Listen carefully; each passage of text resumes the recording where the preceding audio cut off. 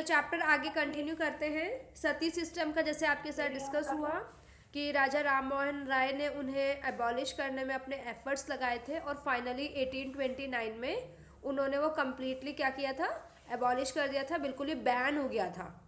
ठीक है, completely ban हो गया था वो सोसाइटी से, और ब्रिटिशर्स ने भी उनको हेल्प किया था। ये जो प्रैक्टिस थी ब्रिटिशर्स को भी बिल्कुल भी पसंद नहीं थी, और जो राजा राम मोहन रॉय थे इसीलिए वो जो वेस्टर्न एजुकेशन है उसके लिए इंडियंस को बोलते थे फॉलो करने के लिए, ताकि ये जितने भी सारे सोशल एविल्स हैं ये सब सोसाइटी से अच्छे से रिमूव हो सके, ताकि उन्हें ये पता चले कि अब हमें न्यू आइडियाज से आगे मूव ऑन करने की ज़रूरत है।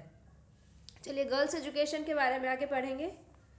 उससे पहले मैं आपको ये लिखवा देती हूँ, राजा राम मोहन रॉय ने ब्रह्म समाज इस्टेब्लिश किया था इन कैलकाटा। ये लिखा था आपने? No ma'am. नो, चलिए ठीक है, पहले मैं आपको ये लिखवा देती हूँ एक दो चीज़ें, ताकि उसके बाद जब मैं एक्सप्लेन करूँगी आपको तो बहुत हेल्प हो जाएगी। वीडियो ऑन कर लीजिए बच्चे।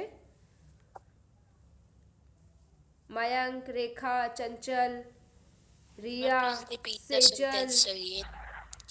हाँ जी, क्या बेटा, क्या बोल रहे हो Yash? Ma'am please repeat the sentence again. Okay, I am repeating it again. Okay, Raja Ram Mohan Roy establish Brahmo Samaj. इसको ना फ्लो चार्ट फॉर्म में लिखा करो, आप पूरा सेंटेंस मत लिखा करो। फ्लो चार्ट फॉर्म में लिखोगे तो आपको भी लर्न करने में इजी होगा।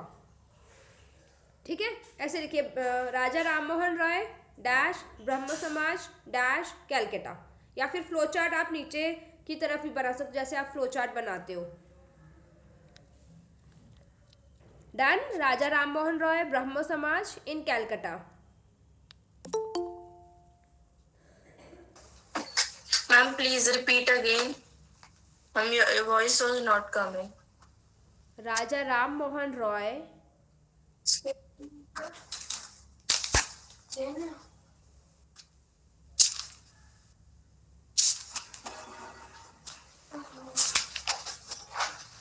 ब्रह्म यस मैम। समाज, ब्रह्म मैम समाज, डन। BRAHMO, ब्रह्मो समाज, SAMAJ।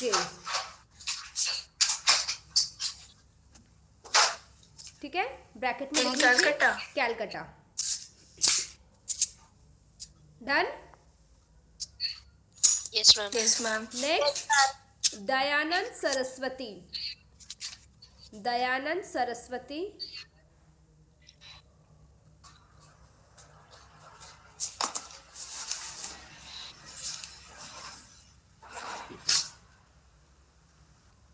आर्य समाज।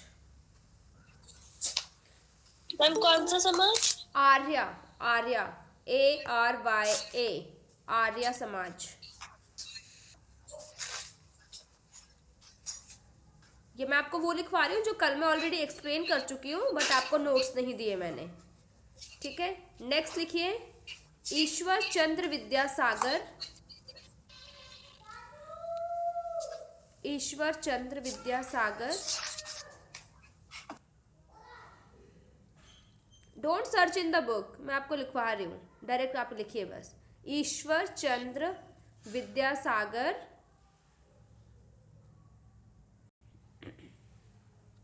कौन सा एक्ट दिया था इन्होंने? Window remarriage act. Window remarriage act, bracket में लिखिए 1856। 1856।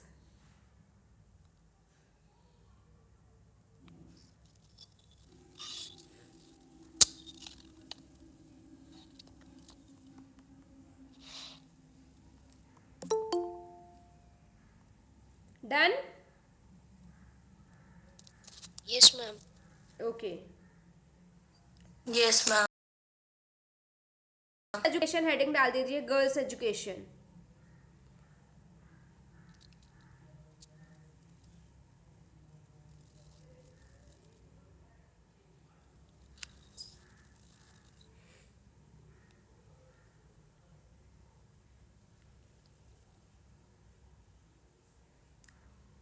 हो गया, गर्ल्स एजुकेशन हेडिंग डाला आपने?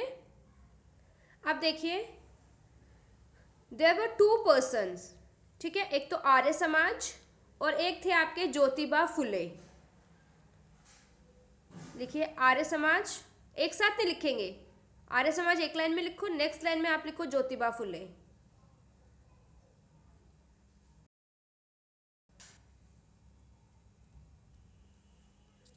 ज्योतिबा फुले, PHULE, ये मेल थे। Excuse me ma'am, he was a male. नाम से बच्चे कंफ्यूज हो जाते हैं कि शायद वो ना फीमेल थे, बट वो मेल थे। हाँ जी बेटा चंचल।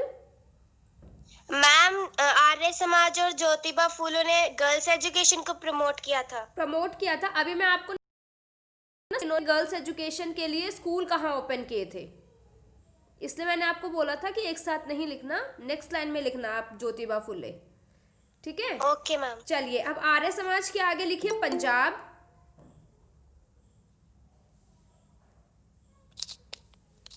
पंजाब, और ज्योतिबा फुले के आगे लिखिए महाराष्ट्र। यहां से आपका बेटा मैप वर्क भी आता है।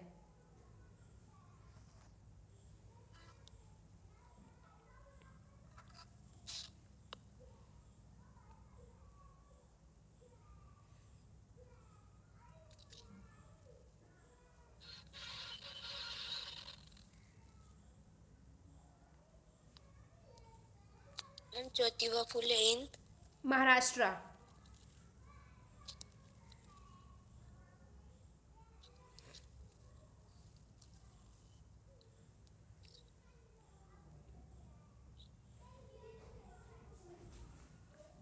नेक्स्ट लिखिए Mumtaz Ali.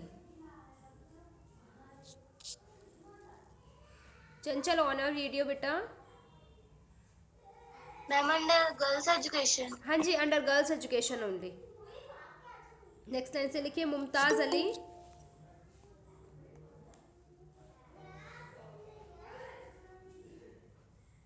Provide home tuition to educate them, provide home tuition to girls to educate them.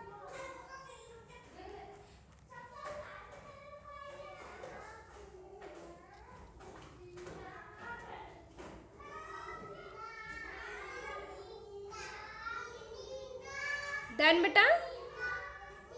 चलिए यहाँ तक आपको मैंने कल एक्सप्लेन भी कर दिया था, ठीक है। इसके आगे पहले थोड़ा एक्सप्लेन कर देते हैं, उसके बाद आपको फिर उसके भी नोट्स साथ साथ लिखवाएंगे आज, ठीक है। इन सब के अलावा बेटा देखिए बाकी बहुत सारे जो मुस्लिम वुमेन्स थी, मुस्लिम वुमेन्स में जो उनको क्या बोलते हैं हम, बेगम बोलते हैं ना, तो जो भोपाल की जो बेगम्स थी उनको उन्होंने बहुत ज़्यादा स्प्रेड किया था गर्ल्स एजुकेशन को, ठीक है। और इसके रिगार्डिंग उन्होंने स्कूल्स भी ओपन किए थे। अभी लिखवाती हूँ स्टेट और प्लेस का नाम। और यहाँ से फिर स्टार्टिंग हुई थी गर्ल्स को एजुकेट करने की, और उसके बाद धीरे धीरे जो गर्ल्स थी जब उन्हें एजुकेशन की इम्पोर्टेंस के बारे में पता चला, जो उनकी फैमिली थी और जो सोसाइटी है, जब उन्हें एजुकेशन की इम्पोर्टेंस के बारे में पता चला, तो धीरे धीरे उन्होंने कहाँ पे एंटर करना शुरू किया, they started enter in the university also for various profession like doctor, engineer, teacher, according to their interest, ठीक है। उसके बाद देखिए बेगम रुकैया स्कूल ओपन किए थे पटना और कैलकाटा में आपका। और उसके बाद आ जाता है आपका कास्ट इनइक्वालिटी, ठीक है। कास्ट इनइक्वालिटी को एक्सप्लेन करने से पहले मैं आपको ये लिखवा देती हूँ, मुस्लिम गर्ल्स के लिए जो भोपाल की जो बेगम्स हैं उन्होंने स्कूल ओपन किए थे, और आपके बेगम रुकैया ने भी इम्पॉर्टेंट रोल प्ले किया था, ठीक है। सो राइट डाउन। मैं आपको पूरी लाइन बता देती हूँ, वो आप अपने अकॉर्डिंग अपना नोट बना लीजिए। लाइन इज कि जो भोपाल की जो बेगम्स थी, Begums of Bhopal open school for Muslim girls in Aligarh. Begum of Bhopal, Begum of Bhopal,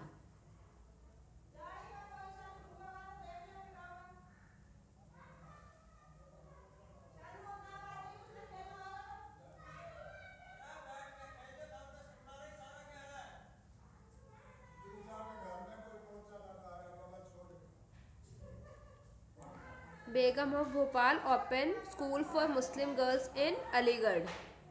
ऐसे लिख दीजिए Begum of Bhopal dash school Muslim for Muslim girl bracket Aligarh, या फिर अलीगढ़ लिख के ब्रैकेट में लिख दीजिए school for Muslim girls.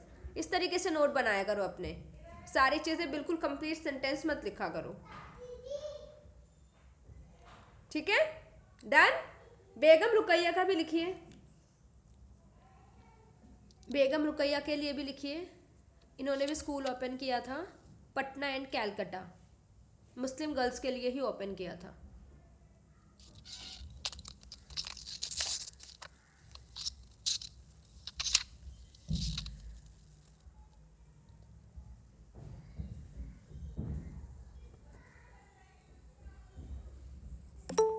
Ma'am, please repeat the state. Patna and Calcutta. Everybody on your video. Vaishnavi, Krish, Riya, Yash. हाँ जी, डन बेटा। मैम मेरी वीडियो ऑन है। हाँ जी, तो वो नेटवर्क इशू की वजह से हो सकता है कि मुझे ऑफ दिख रही हो, अभी ऑन है। मेरी भी ऑन है। वेरी गुड बेटा, ऑफ ही थी। कोई बात नहीं। डन, इतना लिखा आपने, ठीक है। नेक्स्ट हेडिंग डाल लीजिए। नेक्स्ट हम Yes, पढ़ेंगे, ma'am. नेक्स्ट हम पढ़ेंगे कास्ट इनइक्वालिटी के बारे में। कास्ट इनइक्वालिटी,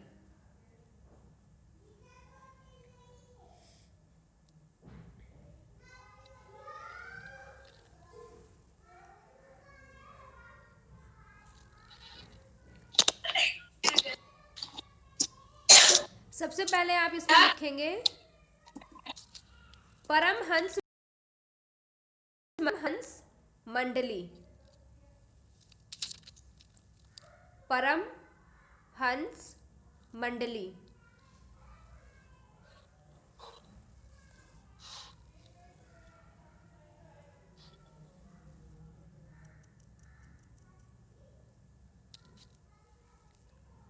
They established प्रार्थना समाज,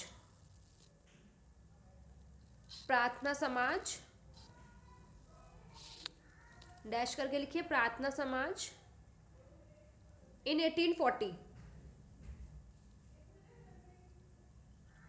1840 ब्रैकेट में मैं आपको ये नहीं लिखवा रही हूँ that work on caste equality, because हमने ऑलरेडी ही हेडिंग डाल दी है कास्ट इनइक्वालिटी, ठीक है। तो कौन सा समाज? प्रार्थना समाज परमहंस मंडली इन 1840।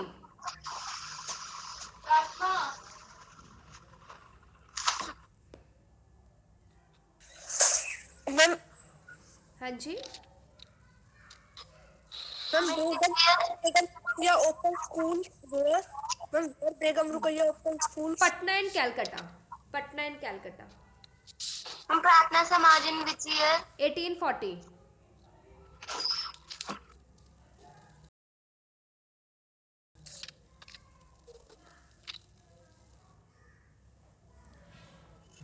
डन बेटा।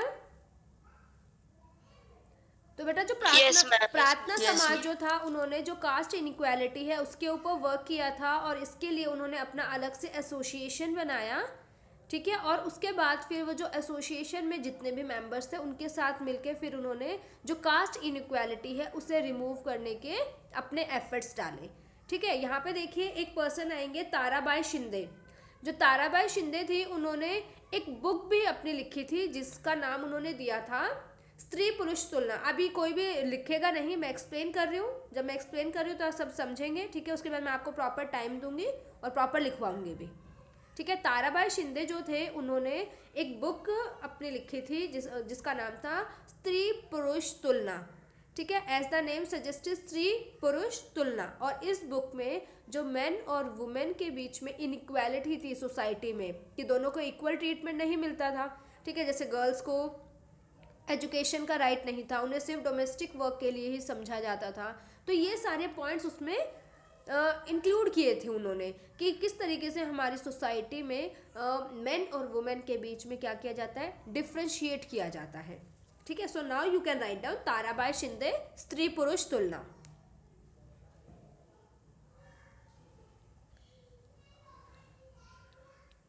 मैम शिंदे की स्पेलिंग? किसकी spelling? Shinde, SHINDE, SHINDE। Ma'am caste inequality वाले टॉपिक के नीचे। हाँ जी बेटा, कास्ट इनइक्वालिटी वाले टॉपिक पे।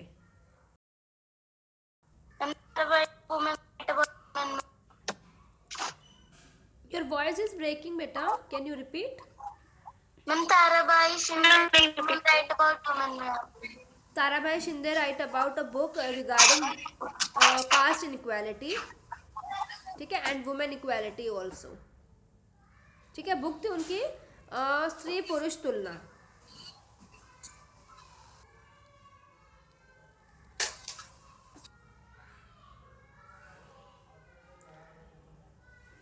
उसके बाद हम लिखेंगे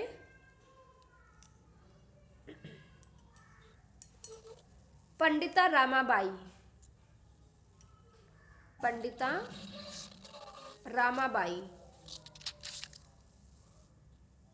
मैम इसी के नीचे? हाँ जी, इसी के नीचे लिखेंगे।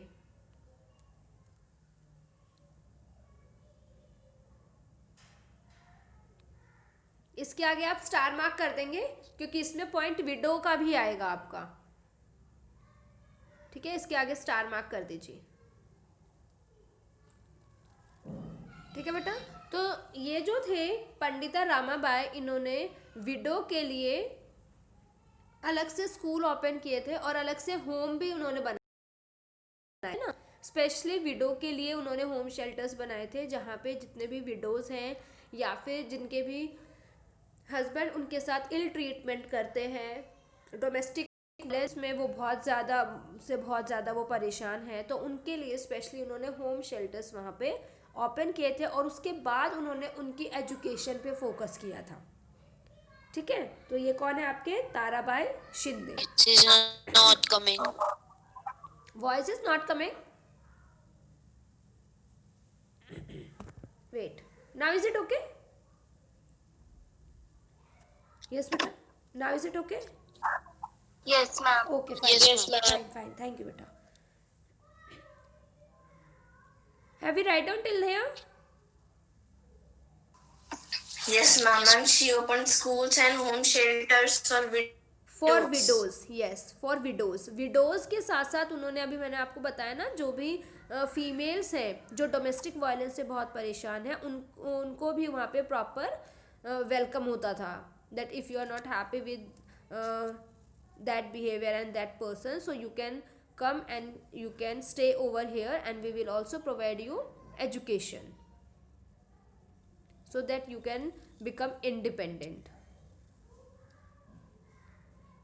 डन बेटा? तो इस तरीके से देखिए, अभी हमने बुक्स के बारे में पढ़ा है, तो जो ये जो बुक्स हैं, इससे जो ऑथर्स हैं, यहाँ से हमें पता चला कि टाइम टू टाइम जो caste inequality, widow remarriage, girls education, इन सब के बारे में क्या करने लगे थे, इन सब का जो आइडियाज़ था वो स्प्रेड करने लगे थे। ठीक है, और इसका जो एक टॉपिक है वो अपनी बुक्स में भी इन्वॉल्व वो रखते थे। ठीक है, तो 19th सेंचुरी जो थी, 19th सेंचुरी तक बहुत सारी ऐसी बुक्स, मैगजीन्स आपकी पब्लिश हुई जिसमें इन सारे सोशल एविल्स के बारे में डिस्कस किया गया था। ठीक है, तो ये आज की क्लास आपकी इतनी थी। आप ये चैप्टर रीड करना और आप देखना कि ये जो आपके नोट्स हैं ये सब आपको बहुत हेल्प करेंगे। ठीक है बेटा, थैंक यू।